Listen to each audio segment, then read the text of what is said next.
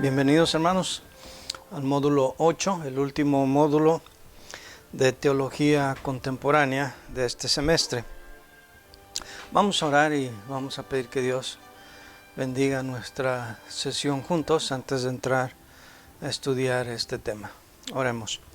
Dios bendito y santo, Señor, te alabamos y te damos gracias por habernos conducido hasta este punto en nuestro estudio de Teología Contemporánea.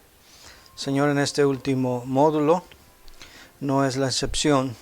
Necesitamos tu ayuda, necesitamos que tú nos ilumines y necesitamos, Señor, que tú ayudes a este indigno siervo tuyo, profesor de esta clase, para compartir estas enseñanzas. Señor, ayúdanos a verlas a la luz de tu santa palabra y a no añadir, Señor, nuestras preconcepciones, nuestros prejuicios injustamente a lo que tu palabra enseña.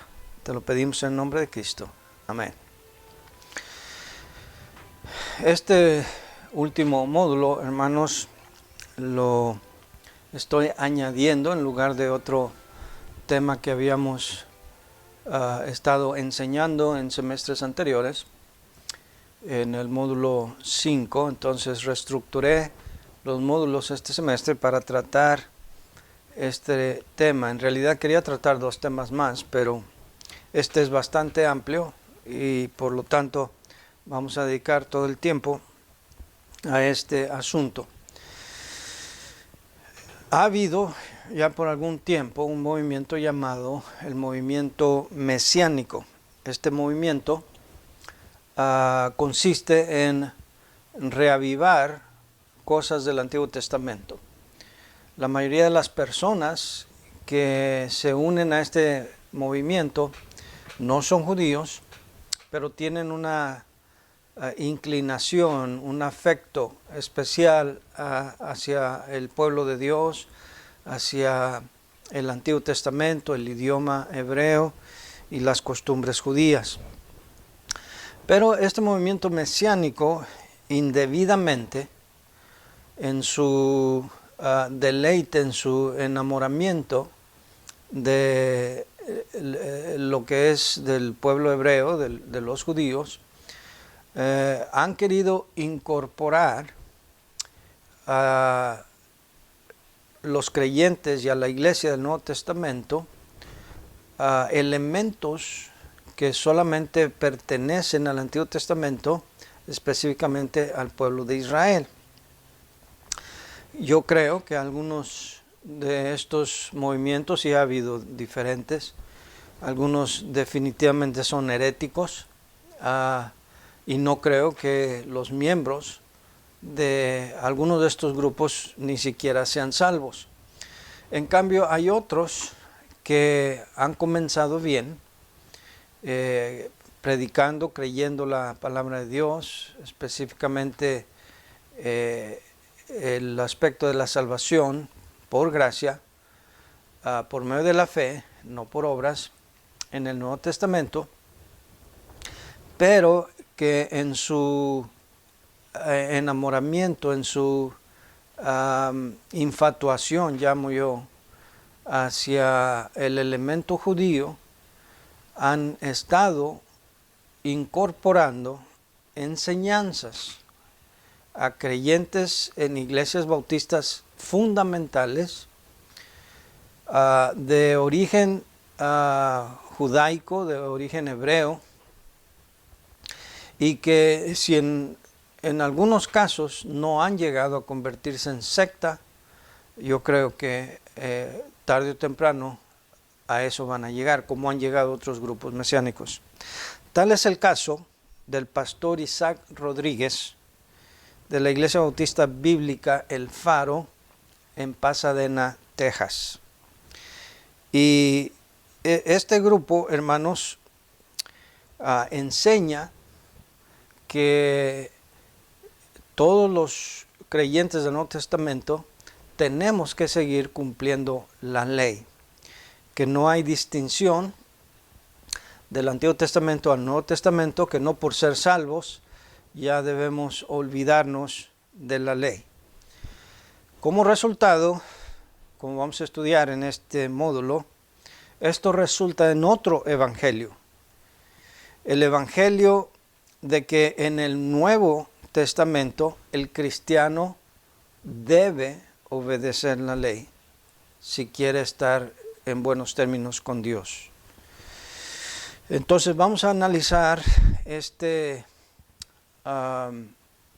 grupo en particular, la iglesia El Faro de Pasadena, Texas, el pastor Isaac Rodríguez, y en este caso vamos a ver o analizar algunos videos que él ha elaborado junto con un misionero que él se autodenomina embajador, el hermano Hugo Rebollar, embajador o misionero a Israel. Muy bien, vamos primero a describir cuál es la posición de acuerdo a algunos de estos videos y luego vamos a entrar a la refutación. Número 1. Esto tiene su origen en la infatuación con el mesianismo. Hay un enamoramiento hacia la vestimenta y votivos mesiánicos judíos, como por ejemplo usar barba, en el caso del mismo hermano Isaac, utilizar algunas de las costumbres de las festividades de los judíos, usar el candelero de 7 brazos, como se va a ver en porciones de algunos de estos videos. Yo personalmente he estado en esta iglesia visitando y me sorprendió, al principio me da gusto, pero ahora entiendo mejor. Me sorprendió ver versículos en los pasillos de la iglesia, pero versículos en hebreo. Y algunos adornos dentro de la iglesia, dando este sabor al Antiguo Testamento, al judaísmo. Entonces es grato a veces encontrar gente que tiene este tipo de afinidad hacia el pueblo de Israel, porque la Biblia nos exhorta, ¿verdad?, que debemos orar por la paz de Jerusalén, que el que se constituye en enemigo del pueblo de Dios, que es el pueblo de Israel, se constituye en enemigo de Dios, y Dios tiene un plan delineado para el pueblo de Israel, y nosotros como iglesia hemos sido injertados en medio de un paréntesis que Dios ha hecho para tratar con su pueblo Israel, para beneficiarnos a nosotros los gentiles en esta era de la gracia. Pero en fin, en el caso de mi visita a la iglesia, al principio pues fue de agrado por ver esta deferencia, afinidad hacia lo judío, pero luego, como dije, empecé a entender mejor. Empieza incluso a cambiar la terminología, se empieza a hablar del día de reposo como el Sabbat, se habla de Cristo como el Mesías, en vez de referirse a Dios simplemente como Dios, se le refiere como Jehová Dios o Yahweh, y no es el caso necesariamente del hermano Isaac y su iglesia, pero en otros grupos mesiánicos lo es. Hablan de la ley como la Torá, lo cual es un término hebreo, y no es que esté necesariamente mal, pero la verdad es que ¿por qué utilizar esa terminología siendo que ya existen términos equivalentes perfectamente bien aceptados no solamente por los lingüistas, como en nuestro caso la Real Academia Española, sino por los teólogos, ¿verdad? Las versiones de la Biblia por siglos ya han vertido al español estos términos hebreos. Entonces no hay por qué leer con la pronunciación hebrea, si es que sabemos exactamente cómo se pronuncia, el nombre de Jesús y mencionarlo como Yahoshua o Yahshua o en vez de referirnos a Cristo como Cristo, que significa ungido, usar el término hebreo que significa lo mismo, Mesías, con la pronunciación hebrea, Mesías, y otros términos así. ¿Cuál es el propósito? Entonces, esta infatuación creo que lleva a unos de estos extremos. Ahora, todo eso es hasta cierto punto inconsecuente, es tolerante, se puede tolerar, pero hay otro asunto más grave, y es el asunto de la doctrina. Estos grupos mesiánicos, específicamente el que estamos analizando, el de la Iglesia Bautista Bíblica El Faro y el pastor Isaac Rodríguez, han hecho un redireccionamiento de la doctrina bíblica. Dice, por ejemplo, el pastor Isaac Rodríguez, la única manera que sabemos si amamos a Dios o no es si guardamos sus mandamientos o no. Aquí está, que lo diga él en este video. Así que, queridos hermanos y hermanas, y todos los que oigan este mensaje, la única manera que usted y yo podemos comprobar si amamos a Dios, que es el camino de Dios, que es la justicia de Dios, que es el carácter de Dios, es seguir la ley y los mandamientos de Jehová nuestro Dios. Él menciona Juan 14:15, si me amáis, guardad mis mandamientos, claro, entre otros. Menciona también que ya hace esta pregunta. Vamos a ver este video primero. ¿Tiene usted paz de Dios o tiene paz con Dios? Muchos tienen paz con Dios a través del Señor Jesucristo. Pocos tienen paz de Dios a través de la ley de Dios. Entonces él pregunta, ¿tienes paz con Dios o tienes paz de Dios? Muchos, si notaron en el video, tienen paz con Dios cuando vinieron a Cristo, pero ¿tienen paz de Dios?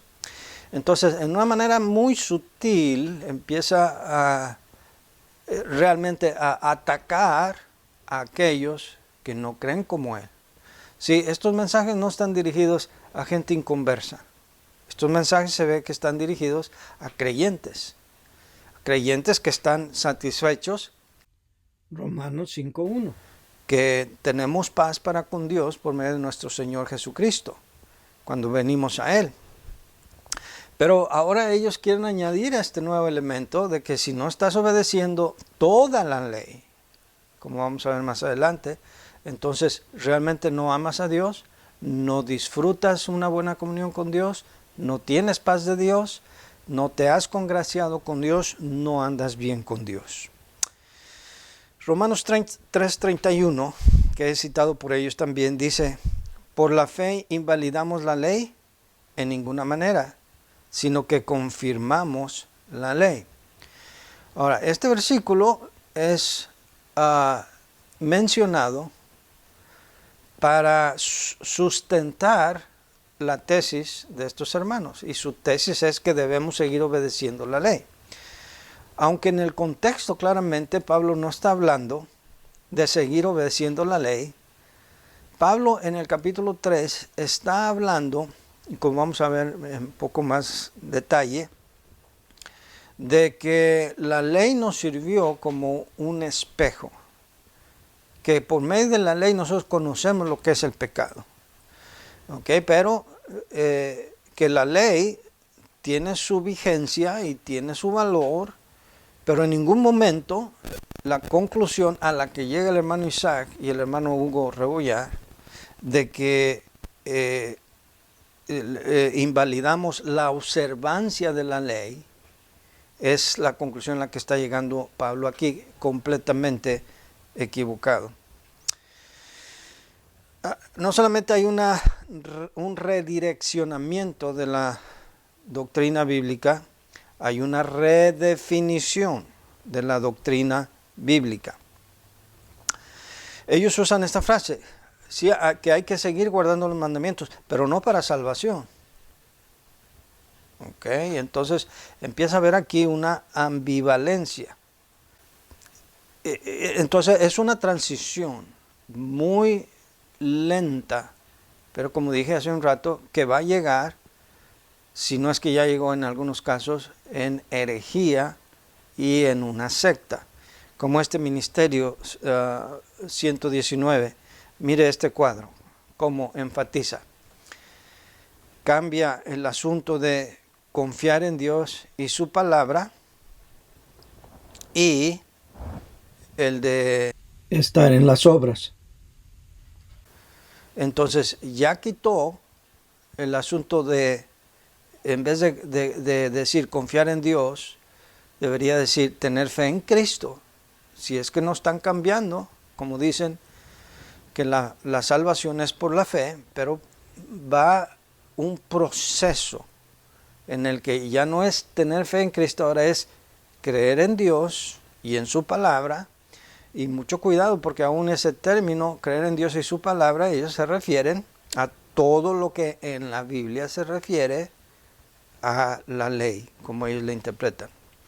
Entonces hay un redireccionamiento de la doctrina bíblica, hay una redefinición de la doctrina bíblica y hay una reaplicación de principios hermenéuticos. Todos los videos que yo vi en preparación para esta clase no hacen ninguna diferencia entre los diferentes tipos de leyes o los diferentes usos que tiene la palabra ley, no solamente ya no digamos en el Nuevo Testamento, sino en el Antiguo Testamento también. Los mesiánicos dicen, como vamos a ver en esta porción del video, vamos a verlo. Era el tiempo del pueblo de Dios Israel, un tiempo de seguir la ley para salvación, y ahora es la gracia. Si así fuera, pues Dios cambia. Creo que siempre ha sido por gracia. Era el tiempo de Israel seguir la ley para salvación y ahora es por la gracia. Si así fuera, entonces Dios cambia. Bueno, ¿qué refleja esto aquí? No es que Dios cambie, Dios no cambia, pero su trato con el hombre cambia.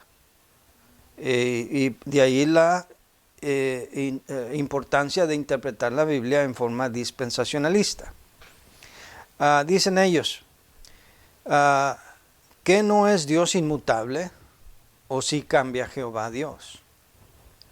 Sí, entonces, basados en algunos conceptos bíblicos, empiezan a dar otro sentido, otra interpretación. Cristo, aquí están utilizando este atributo de Dios de la inmutabilidad para achacarnos a nosotros, atribuirnos a nosotros de que ya no estamos creyendo en la inmutabilidad de Dios, cosa que no es así. Nosotros creemos en la inmutabilidad de Dios, pero creemos que también Dios trata con el hombre de diferentes maneras.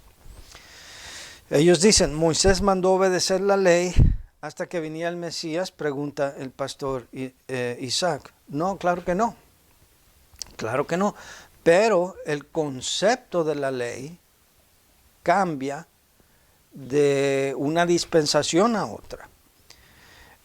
Cuando el pastor Isaac dice, por ejemplo, nunca se apartará de tu boca este libro de la ley. O una vez más, ¿a qué ley se refiere? ¿Es la ley de Moisés? ¿Son las leyes dietéticas? ¿Son las leyes de los sacrificios? No hace distinción. Y de hecho ellos no creen que hay ninguna distinción. Y están en su derecho, pero como vamos a ver, entonces están bajo maldición. ¿Por qué? Porque dice la Biblia, como vamos a ver en Gálatas, que maldito todo aquel que no permaneciere en todas las obras de la ley para hacerlas. Vamos a hablar de eso un poco más adelante. Pregunta el pastor Isaac, ¿qué usaban los predicadores del primer siglo? Pablo, Pedro y otros. Dice, cuando no había Nuevo Testamento. Bueno, porque hay una revelación progresiva. ¿Qué usó Adán, por ejemplo? No había Biblia. ¿Qué usó Moisés? No había profetas, salmos, ni nada de eso. ¿Qué usó Pablo y los otros apóstoles en el primer siglo? Por supuesto, todo lo que había hasta ese momento. Pero la Biblia dice que claramente cuando una vez que Dios da toda su revelación, especialmente en 1 Corintios 13, dice, cuando venga lo perfecto, ya tenemos lo perfecto. Ahora no podemos solamente referirnos, como se refirió Pablo y Pedro, a las Escrituras, que existían solamente ese tiempo. Ahora para nosotros, cuando leemos 2 Timoteo 3, 16, creemos que cuando dice toda la Escritura es inspirada por Dios, no es solamente el Pentateuco, no solamente los Salmos, no es solamente el Antiguo Testamento, no son solamente los Evangelios, es todo hasta Apocalipsis, toda la Biblia.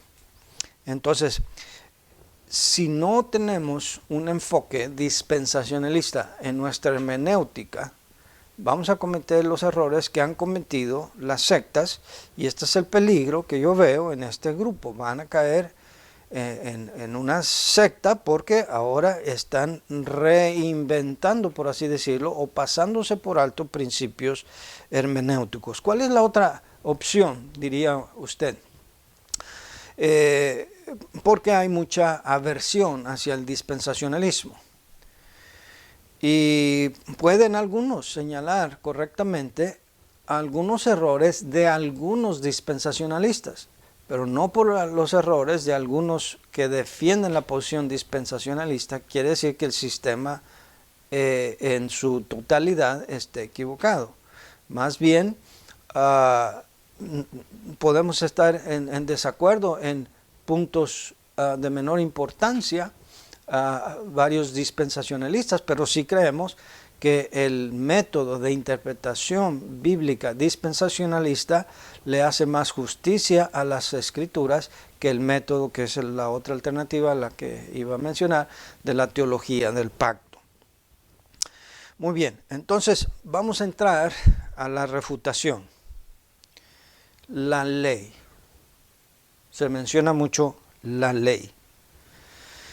Y lo que yo noto, hermanos, en este grupo es la falta de comprensión del significado del término bíblico, la ley.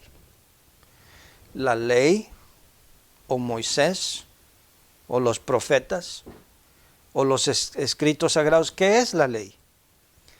¿Y qué es el Nuevo Testamento? Bueno, vamos a ver algunas cosas que nos ayudan a entender que la ley no necesariamente se refiere a la ley de Moisés o al Pentateuco o a cierto conjunto de leyes.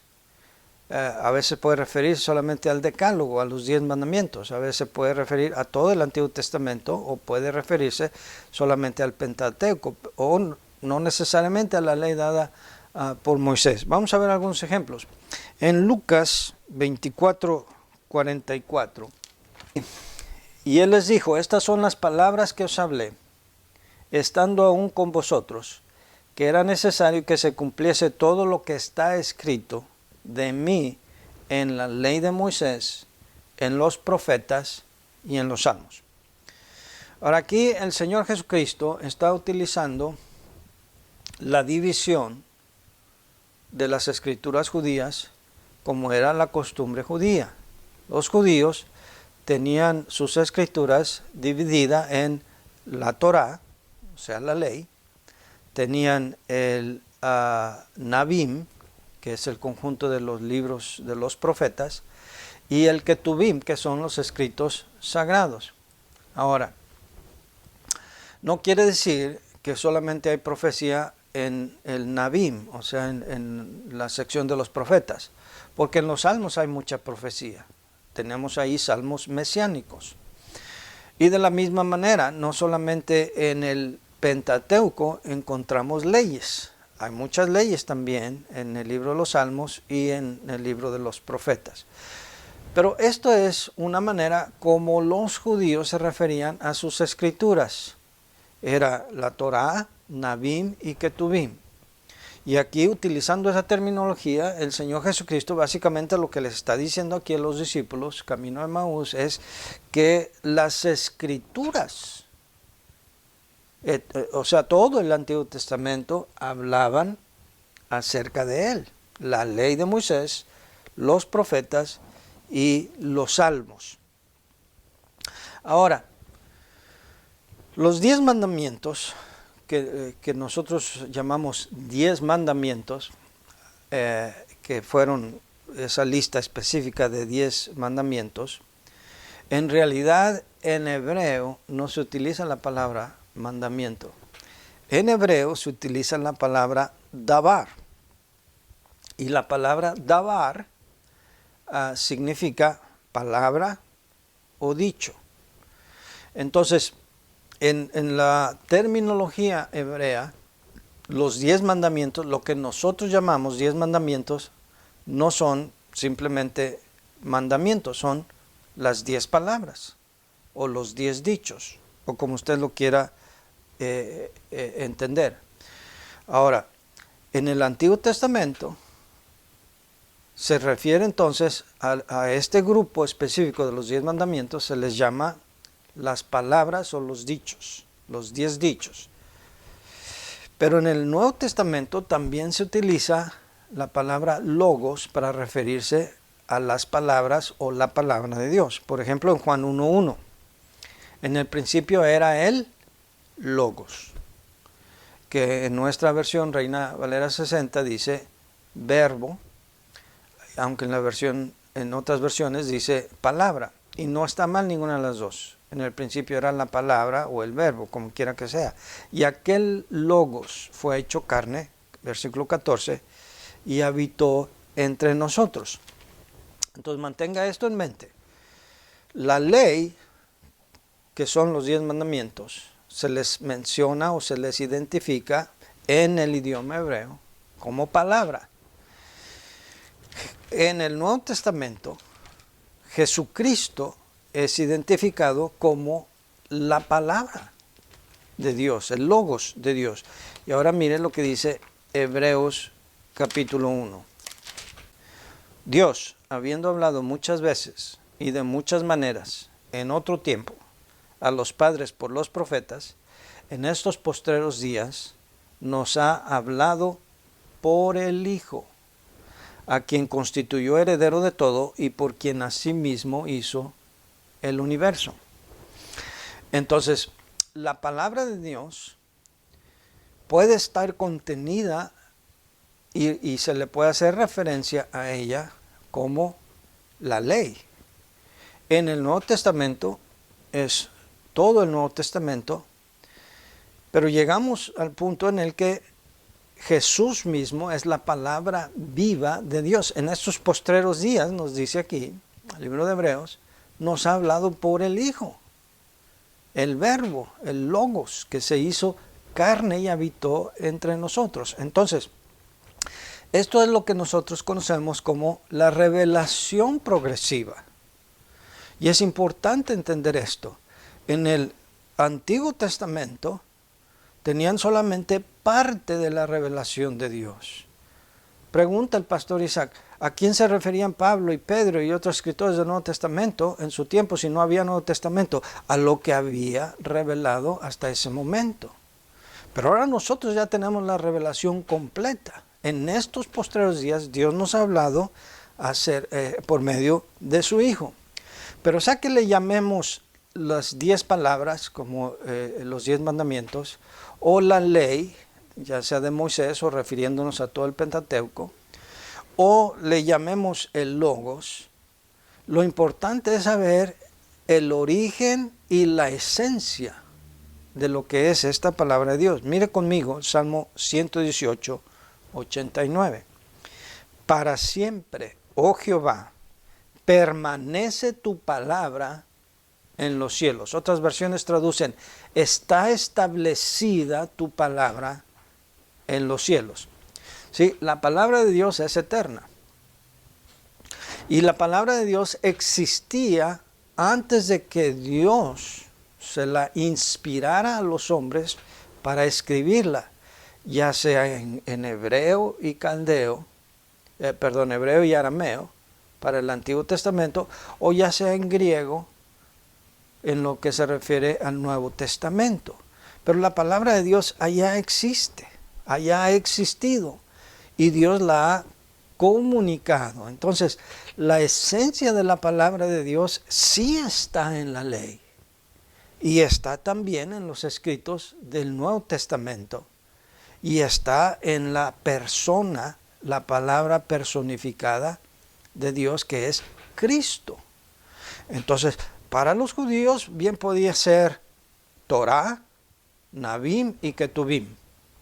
Para nosotros ahora le llamamos Biblia, Antiguo y Nuevo Testamento. Pero sea como sea, es la misma palabra que ha estado establecida en los cielos por toda la eternidad.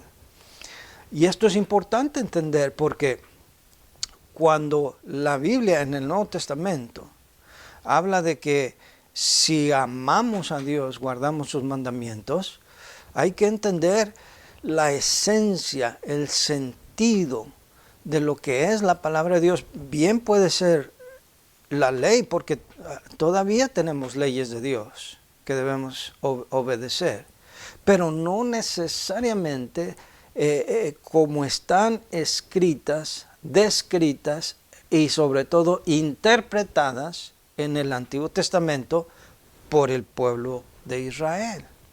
Entonces es importante eso. Ahora, hay diferentes usos de la palabra ley. Está el uso literal, el uso figurado, el uso genérico y el uso simbólico. Vamos a ver algunos ejemplos. En el Nuevo Testamento la palabra ley viene de la palabra griega nomos, que se refiere al Pentateuco. Pero cuando se usa con profetas, se refiere a todo el Antiguo Testamento. Mire, vamos a un ejemplo. Lucas 16:29. ¿Se acuerda del rico y Lázaro? Bueno, Lázaro fue al seno de Abraham para ser consolado, mientras que el rico fue al infierno o el Hades. Hades es la palabra griega para las profundidades. Sea que usted quiera llamar eso infierno, porque el infierno como morada permanente no se va a llegar a ocupar sino hasta después del juicio del gran trono blanco, según Apocalipsis 20. Sea que lo quiera llamar infierno o simplemente Hades, como lo menciona la Reina Valera 60, está bien. Pero el asunto es que cuando el rico estaba en el seno, en el infierno, en el Hades, él le pidió a Abraham que mandara a Lázaro y que mojara la punta de su dedo en agua y lo refrescara, porque él estaba siendo atormentado. Pero Abraham le dijo que no era posible, no podían pasar de aquí para allá ni de allá para acá. Y entonces el rico dice, bueno, entonces mándalo a mi casa porque tengo 5 hermanos. Y entonces Abraham le contesta, a Moisés y a los profetas tienen, óiganlos. Entonces, en el Nuevo Testamento, cuando se utiliza Moisés o la ley, y luego añade los profetas, esa es otra manera de referirse al Antiguo Testamento. En otras palabras, lo que Abraham le estaba diciendo al rico es, tienen la Biblia, no les vamos a mandar más porque ya está escrito. Lo que escribió Moisés, lo que escribió los profetas, en otras palabras, la palabra de Dios contenida en Moisés y en los profetas es todo lo que necesitan. Si no la leen, si no creen en ella, si no hacen caso cuando se les predica, es problema de ellos. No va a haber nadie que vaya de entre los muertos para predicarles a los hermanos del rico, aunque sabemos que Cristo se levantó de los muertos. Pero de lo que estamos hablando es del uso. Entonces aquí no está hablando literalmente de ninguna ley, ni de la ley de los sacrificios, ni de la ley de la vestimenta, ni de la ley del día de reposo. Ninguna ley en particular. Está refiriéndose en forma genérica, en forma figurada, a parte del Antiguo Testamento, que cuando se junta con profetas se refiere a todo el Nuevo Testamento. ¿Y qué es una ley? A fin de cuentas, ¿qué es una ley? Y es importante esto por lo que vamos a ver enseguida. Bueno, una ley implica un legislador, o sea, el que da la ley, el que tiene el derecho de legislar. Ley implica también que hay receptores, o sea, destinatarios. ¿A quién va dirigida la ley? ¿Para quién es la ley?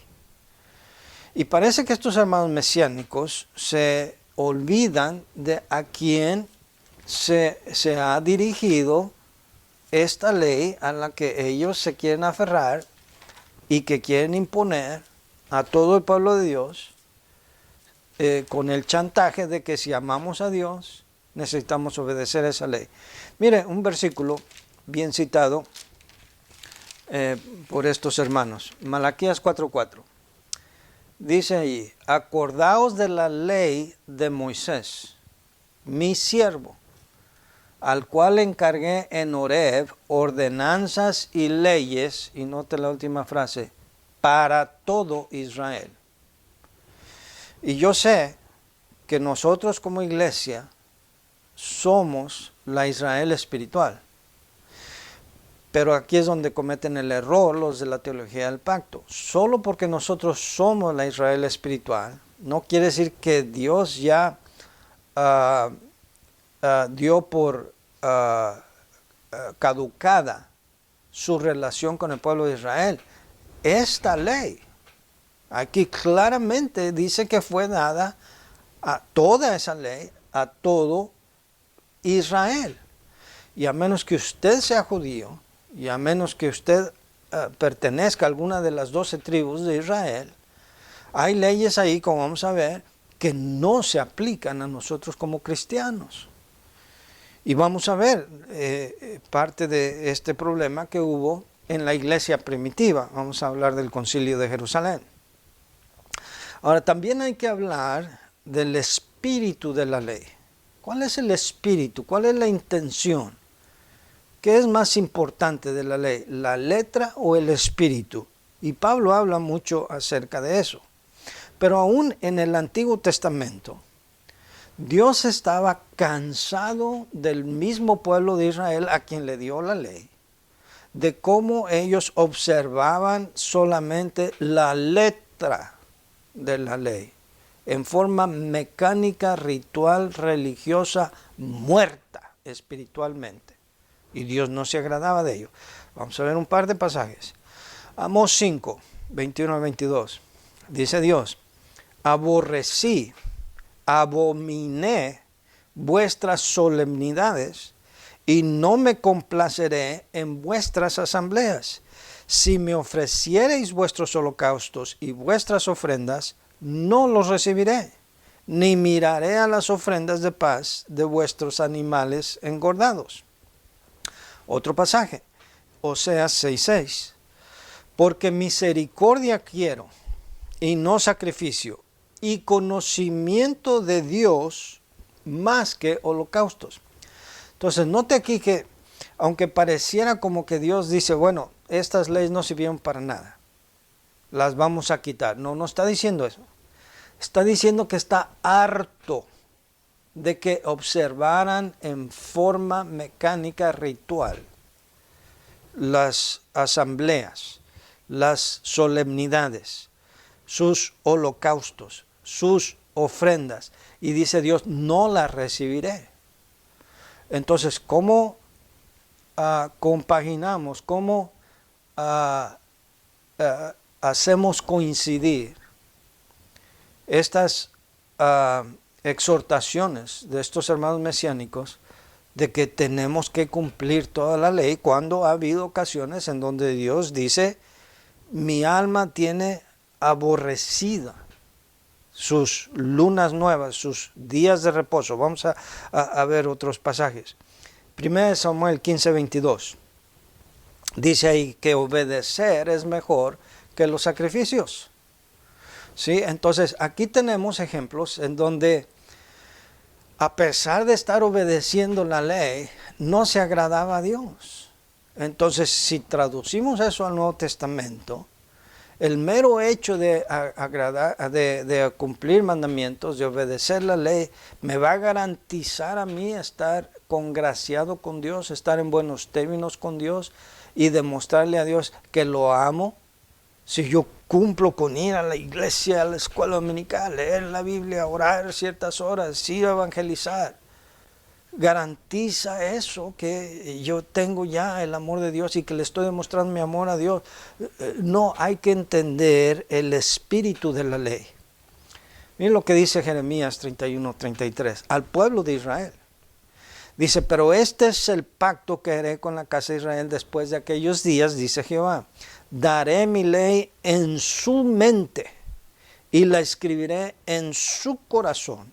Y yo seré a ellos por Dios y ellos me serán por pueblo. ¿Por qué tiene que enfatizar Dios que la va a poner en su mente y en su corazón? Porque ya la tenían en piedra. Ya la tenían en los manuscritos. Y la obedecían. Pero la obedecían en una forma mecánica. Obedecían la letra de la ley, pero no el espíritu de la ley. De eso se trató el Sermón del Monte. Todo el Sermón del Monte, así llamado, Mateo 5, 6 y 7, lo que el Señor Jesucristo trató de enseñarles ahí, no es de que había una nueva ley, sino esa misma ley, pero considerada desde el punto de vista de Dios, de lo que Dios realmente intentó o quiso dar a entender con su ley. Jesús dijo, por ejemplo, oísteis que fue dicho, no cometerás adulterio. Mas yo os digo que cualquiera que mira a una mujer para codiciarla, ya adulteró con ella en su corazón. Entonces la gente podía, y de hecho lo hacía, así como en nuestro tiempo, mirar y deleitarse y fantasear en su corazón con la mujer del prójimo, pero pensando, bueno, mientras no la toque, no estoy cometiendo adulterio. Jesús está yendo más allá de lo que ellos entendían de lo que era la ley. Entonces eso nos hace ver que es posible que lo que gente, incluyendo estos mesiánicos, entienden de lo que es la ley, pueden estar muy bien equivocados. Oísteis que fue dicho, no matarás.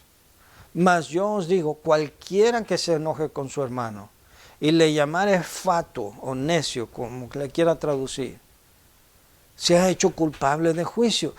En otras palabras, no es suficiente con no ponerle la mano encima a alguien. Si en tu corazón albergas rencor, odio contra tu prójimo, es casi como si hubieras cometido el homicidio. Mire, los judíos eran expertos en eso. La ley decía que no se le deberían de dar más de 40 azotes a un penitente. Entonces ellos muy cuidadosamente daban 40 azotes menos uno. O sea, no llegaban ni siquiera al límite. Pero esos 39 azotes eran con todo el rigor, con todo el odio, con todo el peso de la ley, que pensaban, mientras no me pase de 40, estoy dentro de la ley. ¿Ok? ¿Qué es lo que entonces hay que considerar? No solamente la letra, sino el espíritu de la ley. Ahora, el capítulo 23 completo es una reprensión del Señor Jesucristo a los fariseos por la observancia externa de la ley, sin considerar las ramificaciones, las implicaciones. Escribas y fariseos hipócritas, que limpiáis lo de afuera, pero por dentro estáis llenos de podredumbre. Entonces el Señor Jesucristo les vino a señalar eso.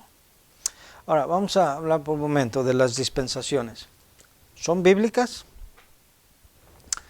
No existe ese término en la Biblia, aunque la palabra oikonomía en griego se refiere a dispensación. Existe, pero no en el sentido teológico como la utilizamos ahora. Y tiene razón. Si alguien quiere decir eso, ¿verdad?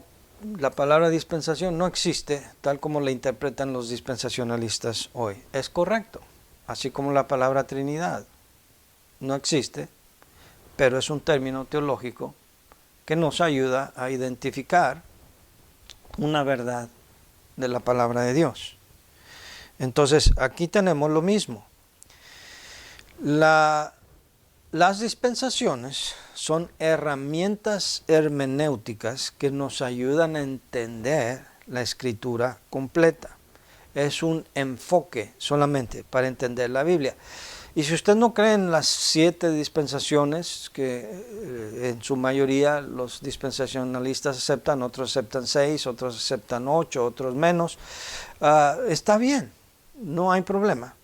Pero sí creemos que la dispensación es un periodo de tiempo en el que Dios hace responsable al hombre por ciertas revelaciones, la revelación progresiva, en relación a lo que Dios le dio a esas personas en ese tiempo y no lo que vendría después, y los hace responsables hacia Dios de cómo responden a esos encargos de esa dispensación que Dios les da. Pero ese es otro estudio de dispensacionalismo. Pero el punto es, nosotros creemos que hubo la dispensación de la inocencia, la dispensación de la conciencia, el gobierno humano, de la ley, la dispensación de la gracia, la tribulación, el milenio, etc. Pero quiere decir eso cuando nosotros como dispensacionalistas hablamos de la edad de la gracia o la ley de la era de la iglesia, que solamente había gracia durante este tiempo. No, tampoco queremos decir que solamente en la dispensación de la ley había ley.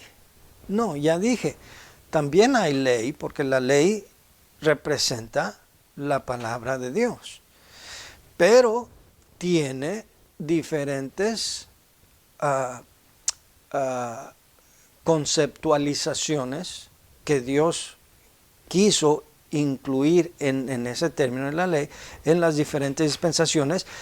Y por eso necesitamos entender en el Nuevo Testamento, cuando Dios hace demandas de que debemos obedecer su ley y seguir sus mandamientos, debemos entender el contexto dispensacional de qué parte de la ley, en qué sentido vamos a obedecer la ley y qué otra parte de la ley ha quedado obsoleta, especialmente para nosotros los gentiles y en particular para nosotros los creyentes en el Señor Jesucristo, seamos gentiles o judíos.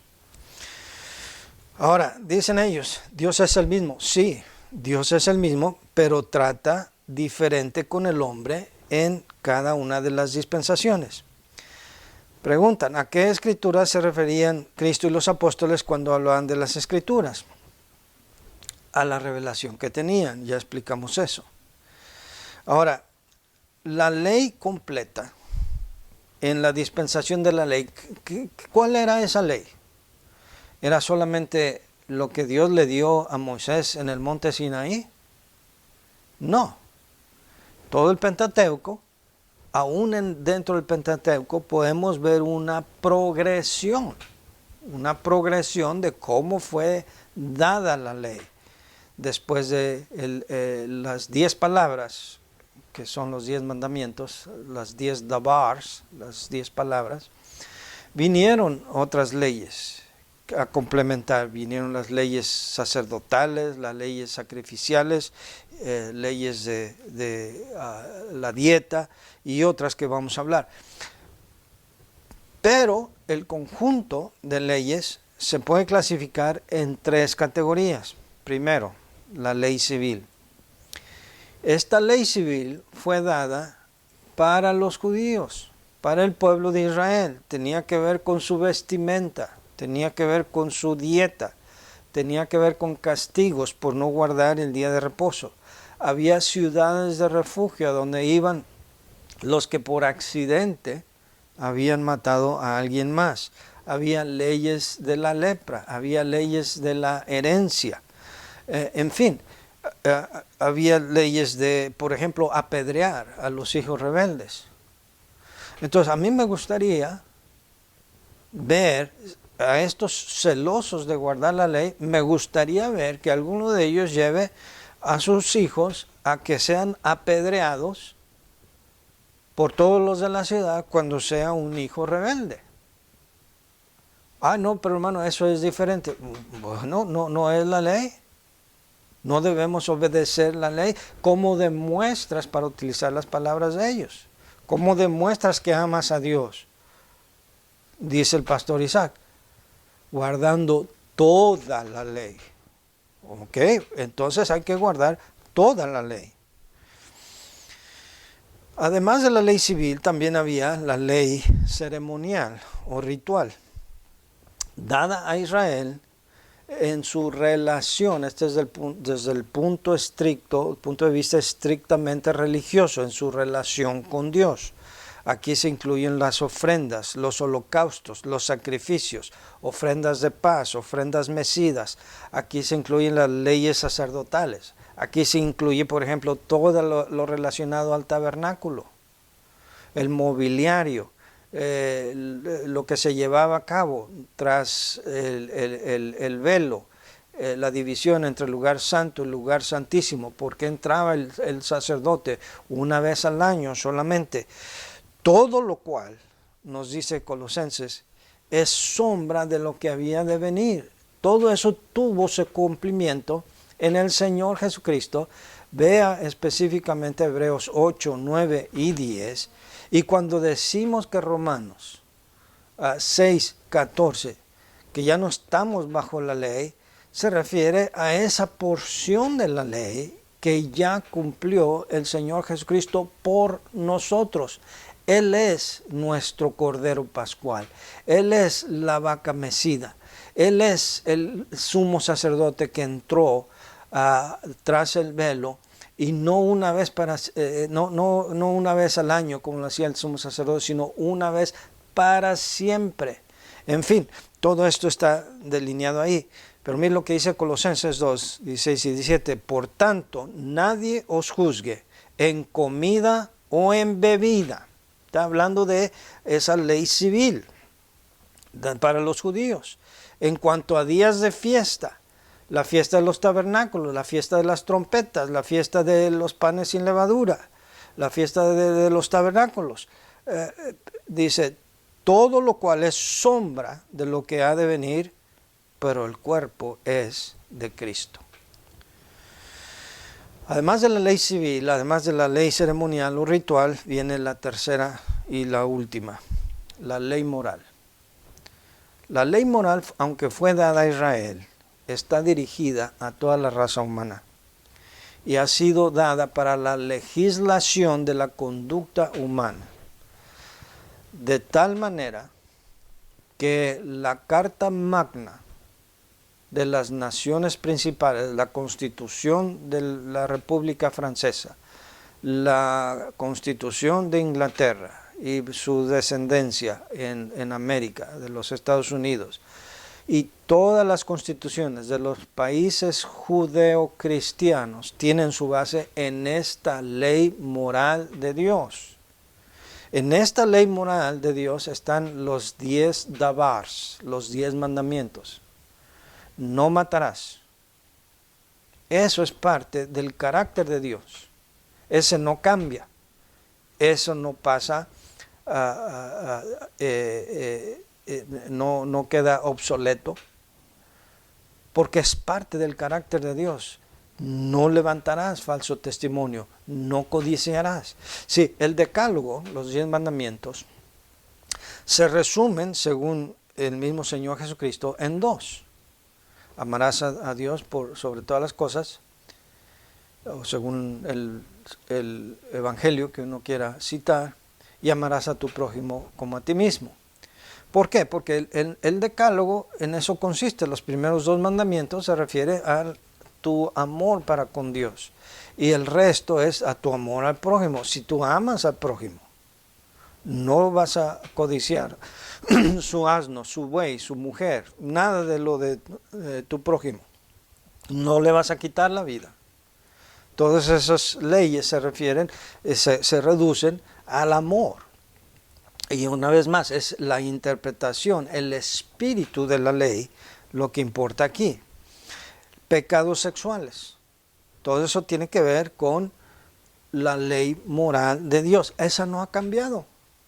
Las otras leyes, la ley civil fue dada específicamente al pueblo de Israel.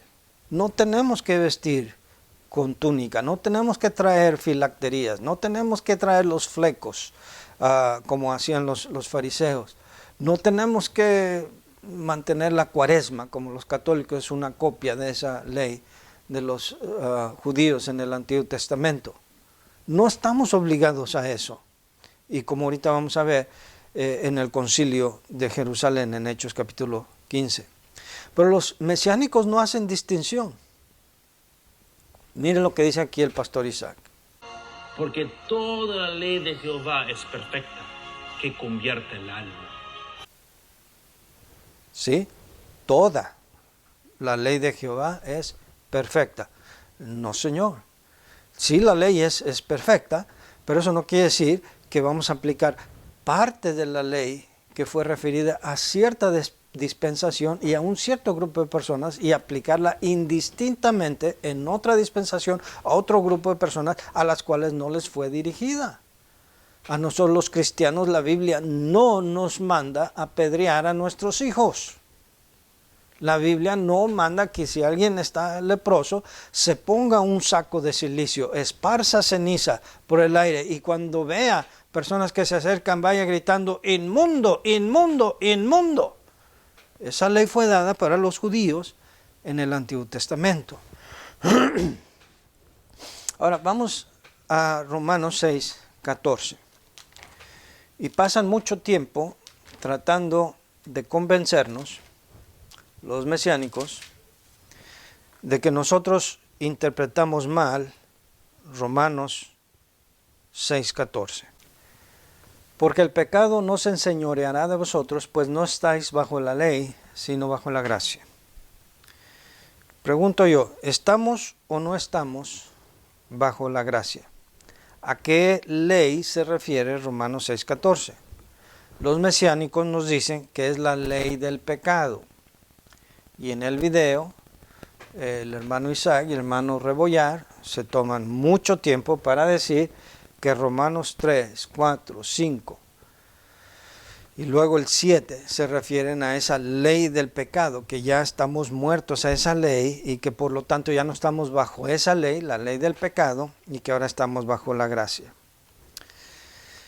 Si es así, ¿qué clase de ley es esta? Vamos a decir que, está utilizando ahí el término ley del pecado, aunque ahí Romanos 6:14 no dice que ya no estamos bajo la ley del pecado, no dice ahí. En eso tenemos que estar de acuerdo. No dice que es la ley del pecado. Dice que ya no estamos bajo la ley. Pero vamos a tomar por un momento que sí se refiera a la ley del pecado. ¿Se acuerdan lo que dijimos de ley? Tiene que haber un legislador. Tiene que haber unos recipientes. Tiene que haber un propósito. Y si esta ley, y hay un castigo por no obedecerla. Si esta es una ley en esos términos, entonces, ¿quién es el legislador? ¿Quién dio esa ley? ¿A quiénes se las dio? ¿Para qué se las dio? ¿Cuál es el castigo de no obedecerla? Porque si es ley, tiene que haber una consecuencia. No, los mesiánicos dicen que está hablando de un señorío de la ley. Oh, entonces sí hay una manera diferente de entender la palabra ley. ¿Sí?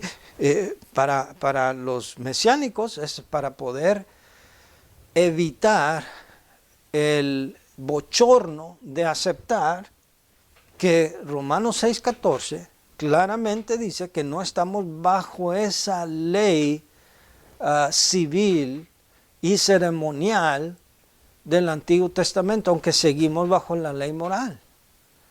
Ellos no quieren aceptar eso y por eso se inventan esta terminología.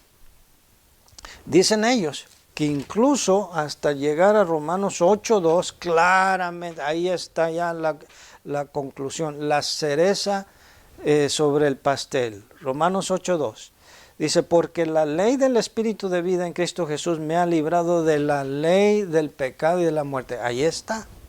Entonces ellos dicen, cuando yo vine a Cristo, yo ya estoy libre de la ley del pecado. Ahí está. O sí, pero se brincan todo el capítulo 7, o no se lo brincan, pero lo interpretan completamente en forma equivocada, entendiendo siempre por ley lo que ellos quieren entender de la ley, atribuyéndole a Pablo cosas que realmente él no ha querido decir, como lo vamos a demostrar en un momento más. La ley del Espíritu de vida. Mira, vamos a ver este versículo. Aquí Romanos 8:2 dice, porque la ley del Espíritu de vida en Cristo Jesús me ha librado de la ley del pecado y de la muerte. Entonces vamos a olvidarnos por un momento de qué es esa famosa ley de Moisés, Pentateuco, Torá, como le quiera llamar, que según los mesiánicos nosotros debemos seguir obedeciendo. Vamos a dejar esa ley por un lado. Y vamos a suponer que donde quiera que la Biblia mencione la ley y cuánto amo yo tu ley y bienaventurados los que se deleitan en tu ley y todo eso, vamos a suponer que se refiere todo eso a la ley de Moisés. Aquí habla de otra ley. Dice, porque la ley del Espíritu de vida en Cristo Jesús. Oh, entonces sí se puede hablar de ley sin que se tenga que entender que se refiere a la ley de Moisés. Y de hecho precisamente eso es lo que está enfatizando específicamente aquí Pablo en este capítulo 8, porque habla de la ley del Espíritu de vida y habla de la ley del pecado. Quiere decir que semánticamente hablando son paralelos, la ley del pecado y la ley del Espíritu. Tenemos que estar por lo menos de acuerdo que no se refiere a la ley de Moisés.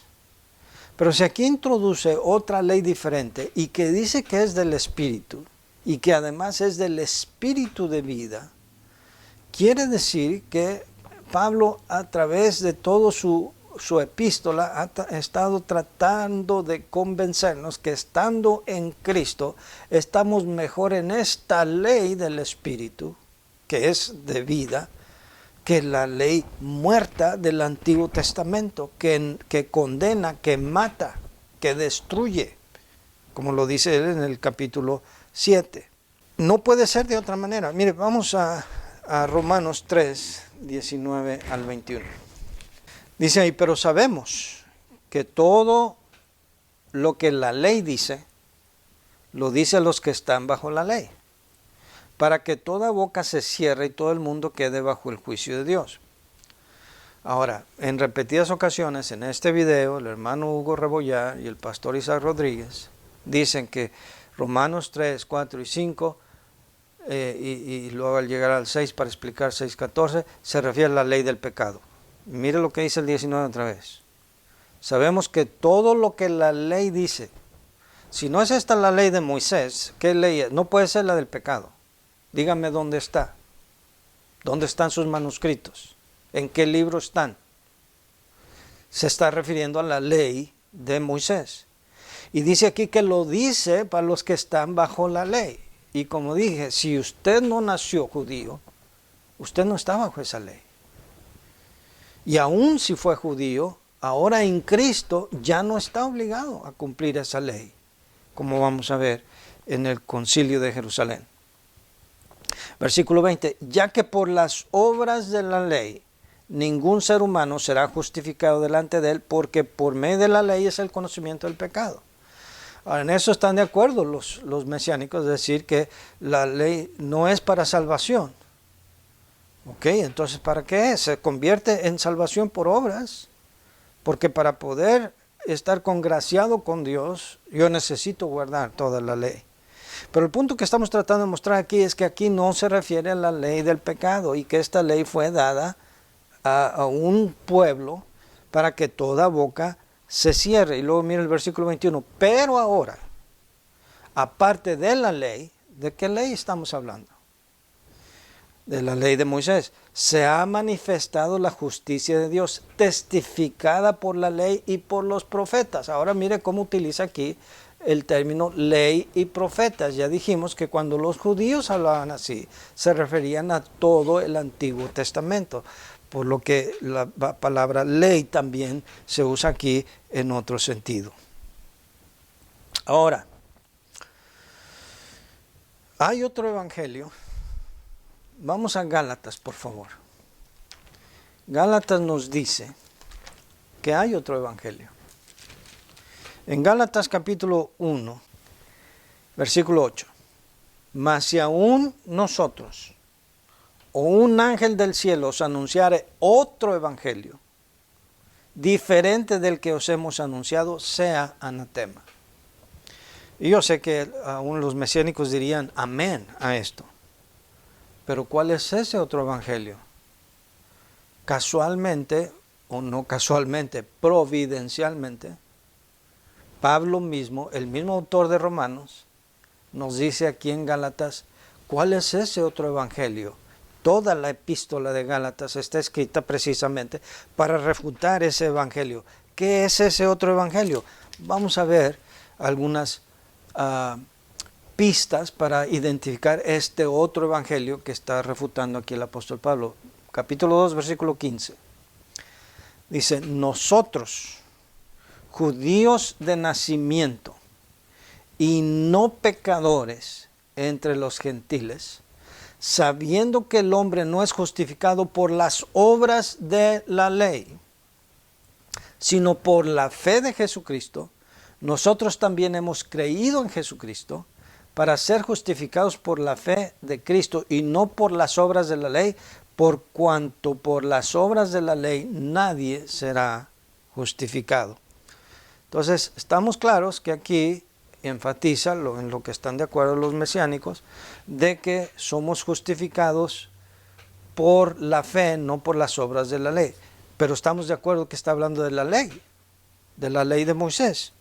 Muy bien, ahora si nos regresamos al capítulo 1, vamos a ver por qué está poniendo este fundamento y por qué condena o advierte sobre este nuevo evangelio. Versículos 6 y 7 del capítulo 1. Estoy maravillado de que tan pronto os hayáis alejado del que os llamó por la gracia de Cristo para seguir un evangelio diferente. 7. No que haya otro, sino que hay algunos que os perturban y quieren pervertir el evangelio de Cristo. Entonces aquí está advirtiendo que ese otro evangelio es pervertir lo que hemos recibido de Cristo, el evangelio de Cristo. ¿Y cómo ha sido pervertido? Mira, aquí menciona algunas cosas. Dice en el versículo 13, porque ya habéis oído acerca de mi conducta en otro tiempo en el judaísmo, que perseguía sobremanera la iglesia de Dios y la asolaba.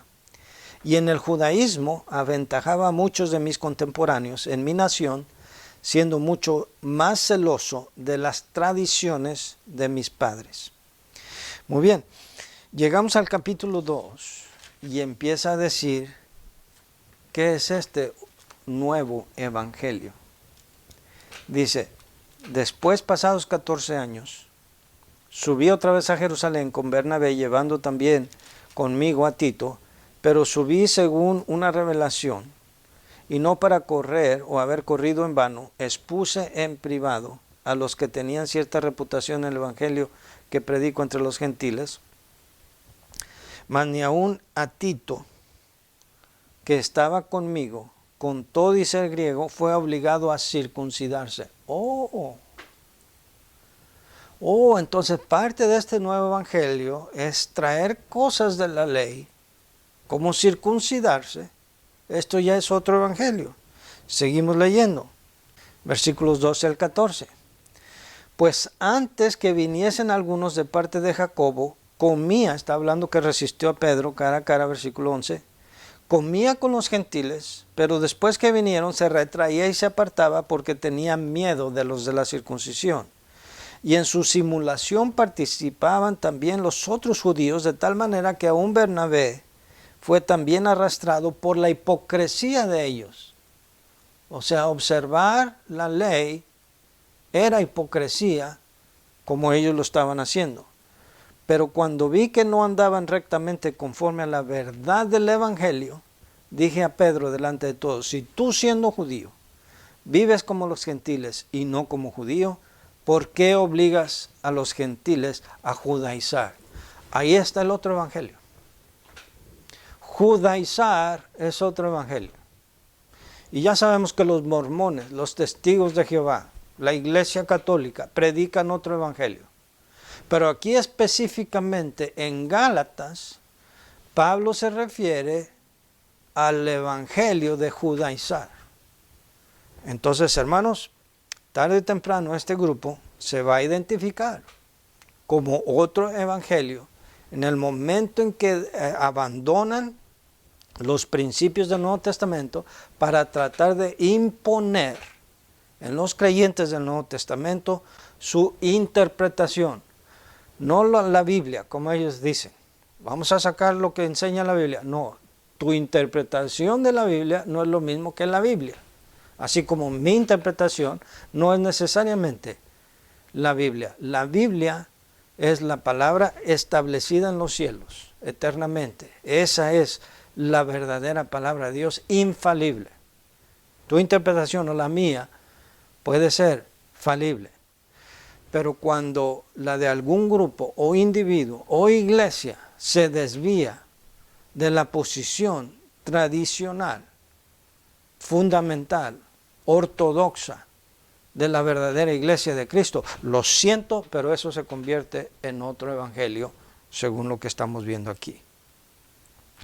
Ahora, siguiendo aquí con Gálatas, todo el capítulo 3, Pablo habla de la supremacía de la fe sobre la ley, y que la ley fue nuestro ayo para llevarnos a Cristo.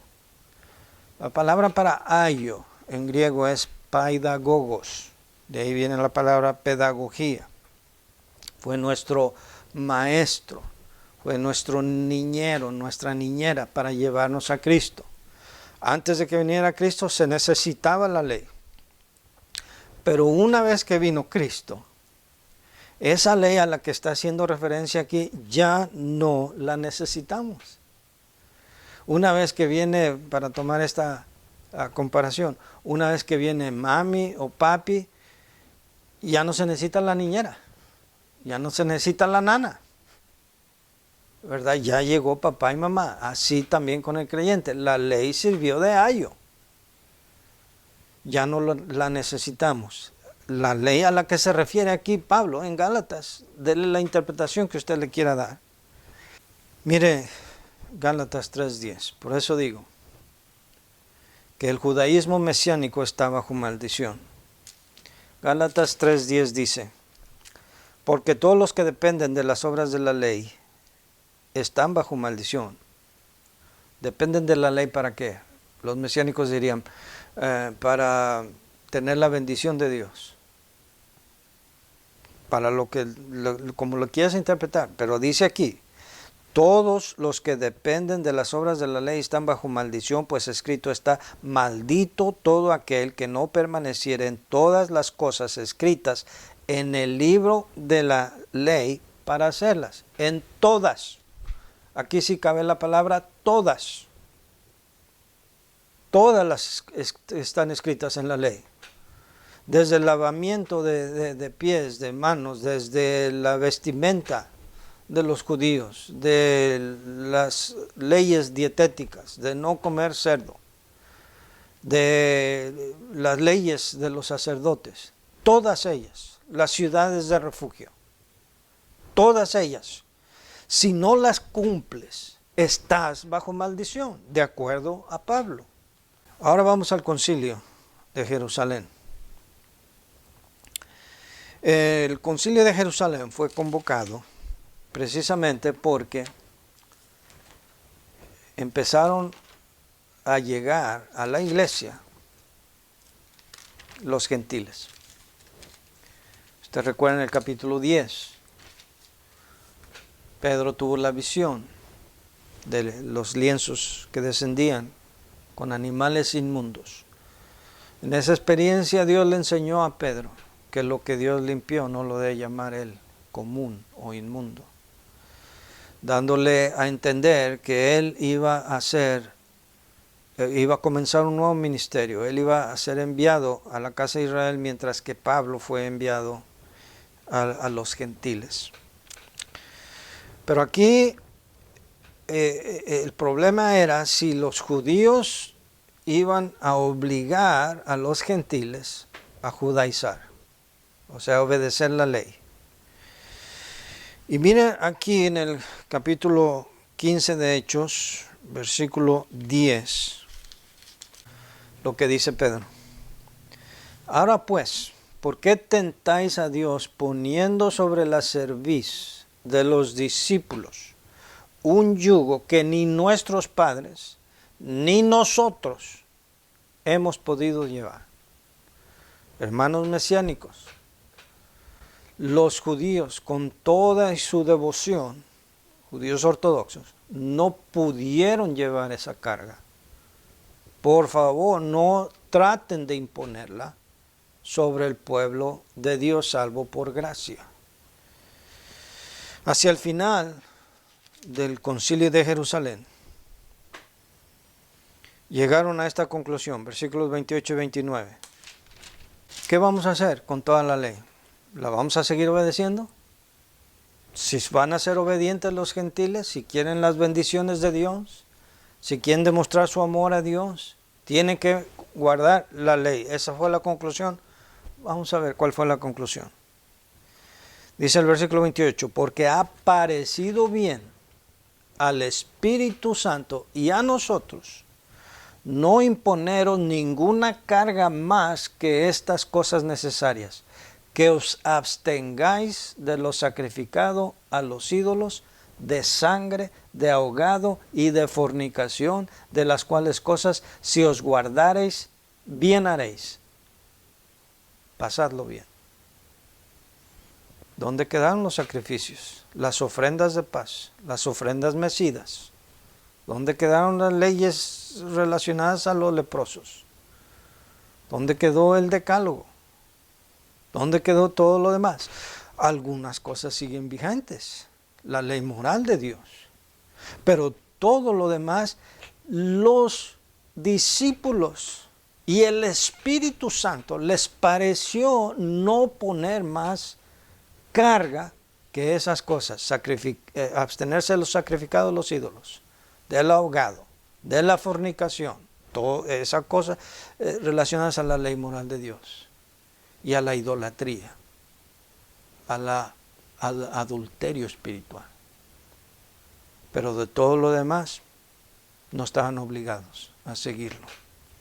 Eso fue la determinación del Concilio de Jerusalén. ¿Hasta cuándo? Hasta que venga el nuevo pacto. En el nuevo pacto va a haber una nueva ley. Esta ley, como dije yo y que ya leímos, va a ser escrita en sus corazones. Jeremías 31, 31 al 33. Voy a leer solamente el 33, ya leí el 31 antes. Dice, pero este es el pacto que haré con la casa de Israel después de aquellos días, dice Jehová, daré mi ley en su mente y la escribiré en su corazón y seré a ellos por Dios y ellos me serán por pueblo. Preguntan en varios videos los hermanos mesiánicos, ¿es adulterio espiritual enseñar que hay que guardar la ley? Ellos dicen que no. Preguntan en su video. Mire, vea estas porciones. Número 1. ¿Abraham era un adúltero por seguir la ley de Jehová? Piénsalo. Cuando Cristo siguió la ley de su Padre y mandó a otros a hacer lo mismo, ¿cometía o enseñaba a otros a cometer adulterio? Son preguntas que tenemos que hacernos, porque son dichos muy fuertes al decir que el que sigue la ley de Dios está cometiendo adulterio. Porque ni Jesús se atrevió a decir que seguir la ley es adulterio o adulterio espiritual. ¿Estaremos cometiendo adulterio espiritual por seguir la ley de Dios en el reino milenial? ¿Abraham era adúltero por seguir la ley de Jehová? ¿La ley fue la esposa de Dios? ¿Qué derecho hay de atribuirle al apóstol Pablo una interpretación de adulterio espiritual por seguir la ley de Dios, contraria a los demás? ¿Tiene Pablo el derecho de crear una doctrina nueva o estamos malentendiendo? Aquí se ve la deficiencia del español del hermano. El apóstol Pablo, cuando Cristo enseñaba a seguir la ley de su Padre y mandó a otros a hacer lo mismo, ¿cometía o enseñaba a otros a cometer adulterio? Y muchas más expresiones en estos videos. Mire lo que dice la Biblia acerca del adulterio. Sí, para que haya adulterio, no tiene que haber en una comparación, una analogía como la de adulterio. No tiene que haber esposo, esposa, testigos, anillo, vestido de novia, chambelanes, damas, ramo, pastel de novia. No tiene que haber todos los elementos para poderse referir a adulterio espiritual. A Ola y a Oliva en Ezequiel 23. Aquí se está refiriendo al pueblo de Israel al norte y al sur. Y hace una comparación de cómo fue su prostitución espiritual. Y le llamó lujuria, fornicación. Dice que comprimieron sus pechos por contaminarse con sus ídolos. Eso es adulterio espiritual. Es abandonar los principios de Dios, tal como y su relación con Dios. Para cometer adulterio espiritual, no tiene que haber todos estos elementos. No tiene que haber luna de miel, no tiene que haber lecho nupcial, no tiene que haber padrino de anillos. Adulterio espiritual simplemente es abandonar la creencia, en este caso neotestamentaria, de que mi fe es suficiente, estoy completo en Él, no necesito añadirle más a la obra de Cristo, ni siquiera por demostrarle mi amor. Sí tengo que seguir obedeciendo a Dios, ahora con más razón, sí. Sí, en esto conocerán todos que son mis discípulos, si os amareis los unos a los otros, y que guardemos sus mandamientos. ¿Qué mandamientos?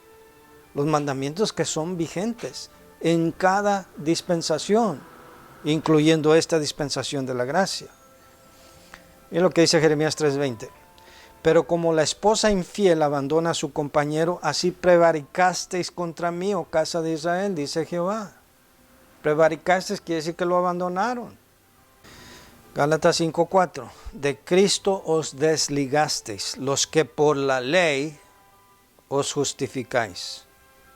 De la gracia habéis caído. Dios les bendiga.